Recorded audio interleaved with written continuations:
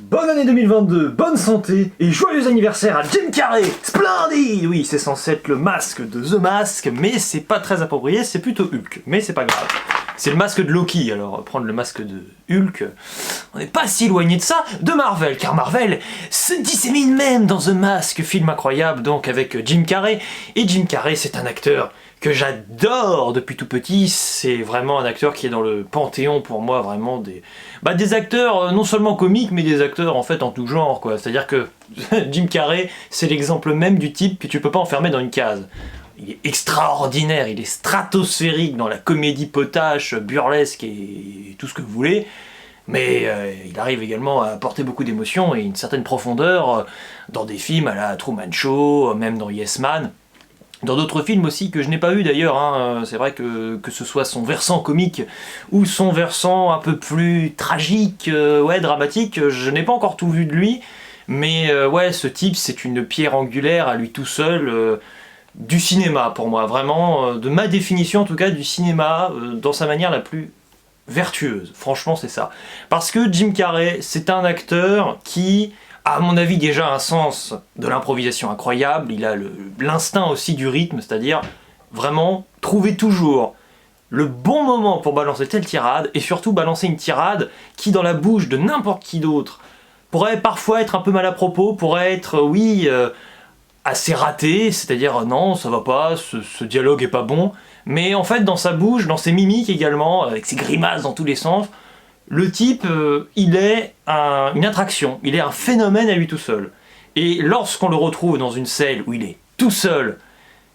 on se marre, enfin moi je me tape des barres, parce que voilà, dans Ace Ventura, quand il commence avec son colis à délirer, à taper dedans dans un couloir, c'est ce genre de truc, mais complètement idiot, mais alors il y met une telle énergie que c'est ravageur, c'est-à-dire que c'est un mec qui vous pompe de l'énergie en fait, Jim Carrey. C'est ça qui est fou. Et quand il est tout seul, donc là bon t'es mort de rire, et tu te dis bon là, il est en train d'exploser son objet, c'est terrible, et alors quand tu le mets avec d'autres personnages, qui sont en fait super importants, on a souvent tendance à dire, ah là là, un Ace Ventura par exemple, ça repose uniquement sur Jim Carrey, c'est faux, ça repose essentiellement sur Jim Carrey, mais alors sa manière en fait de maltraiter, qu'ils se rendent compte ou pas, les autres personnages autour, c'est génial, parce que c'est un type qui va à 100 000 à l'heure, qui est absolument impossible à suivre, et toi donc en tant que personnage, je veux dire, dans le film,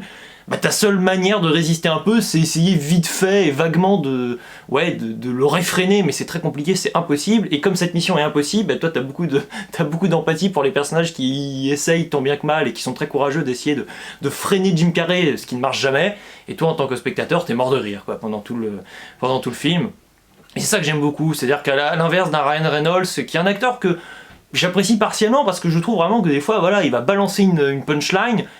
parce que c'est Ryan Reynolds et on attend ça de lui, et des fois tu sens qu'il y croit pas quoi, alors que Jim Carrey vraiment c'est la croyance à 100% à un projet, même quand il est extrêmement laborieux. Il y a un film par exemple comme Batman Forever que je n'aime pas du tout, je trouve que rien ne va dans ce film, c'est n'importe quoi, rien ne fait sens, c'est brouillon, tout ce que vous voulez. Le personnage de Jim Carrey, il est mal écrit, il est mal fichu, il est assez incompréhensible même, incohérent. Et le type arrive à te créer à lui tout seul, à te concocter des scènes d'anthologie. Il arrive à te sauver un film, donc ce type, vous le trouvez dans un film, quelle que soit la qualité que vous retrouvez dans ce film, celle que vous voyez dans ce film, la perception que vous avez de l'œuvre, le type arrive à la transcender. C'est fou, c'est juste fabuleux. Et c'est vrai que là je m'attarde beaucoup sur la comédie, mais c'est aussi le cas vraiment dans le registre plus tragique, où vraiment le type est impactant. C'est ça qui est fort avec Jim Carrey, c'est que vous le mettez dans n'importe quel film, le gars va se donner à fond, il va s'investir absolument, et il va être vraiment dans une démarche de vous marquer. Et c'est ça qui est fort. Moi c'est pour ça qu'en réalité, Jim Carrey, on finit par mélanger un peu les films entre eux, parce que le point commun de ces films, c'est qu'il y a Jim Carrey, et il y a vraiment cette saveur Jim Carrey, il y a une plus-value